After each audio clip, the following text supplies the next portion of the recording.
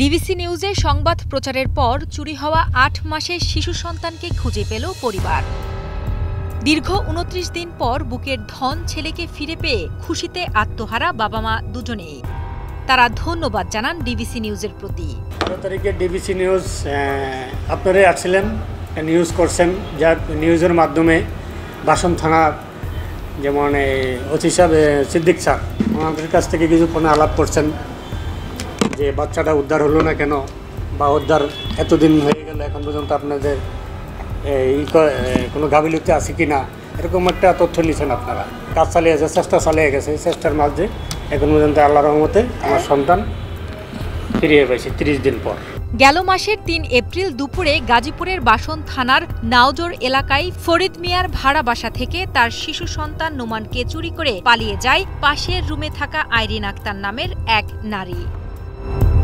এক পর্যায়ে সন্তানকে খুঁজে না পেয়ে বাসন থানায় ভাড়াটিয়া আইরিনকে আসামি করে মামলা দায়ের করেন শিশুটির পরিবার।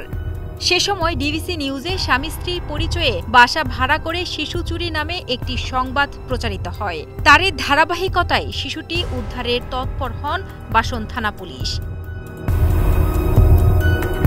তথ্য প্রযুক্তির মাধ্যমে বিশেষ অভিযান পরিচালনা করে অবশেষে বৃহস্পতিবার গ্রেফতার করা হয় অপহৃত শিশুসহ অপহরণকারী আইরিনকে।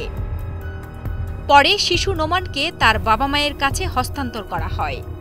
যে ৮ মাসের একটি বাচ্চা ও হলো অপহৃত হয়েছে, এই সংবাদ পাওয়ার পরে মামলা থানায় নিয়মিত মামলা রুজু হয়। নিয়মিত মামলা রুজু হওয়ার পরেই আমাদের একটা আভিযানিক দল অভিযান পরিচালনা শুরু করে।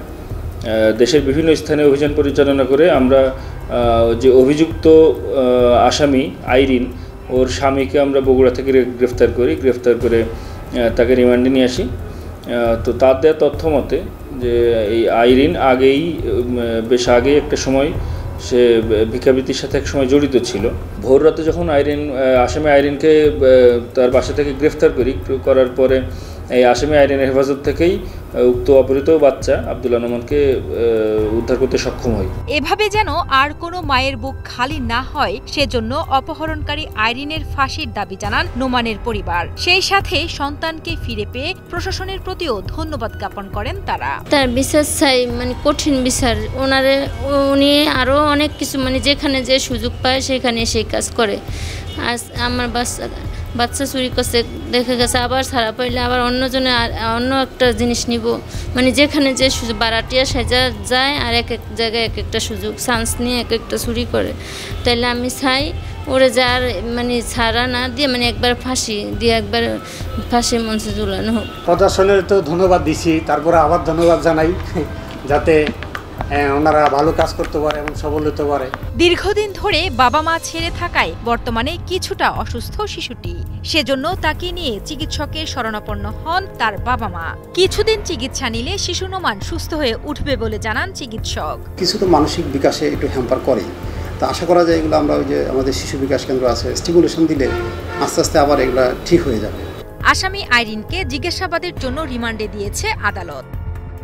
এ ঘটনায় তার সাথে আরও কেউ যুক্ত আছে কিনা সেই ব্যাপারে তদন্ত চলছে বলে জানান জিএমপি সহকারী police commissioner Fahim Ashjad. Already court থেকে তারা তাদের নিজিমাই নেয়ার আবেদন করার পরে কোর্ট তাদের নিজিমাই দেয় এবং আসামি আইরিনকে আমরা 5 দিনের রিমান্ড চাই।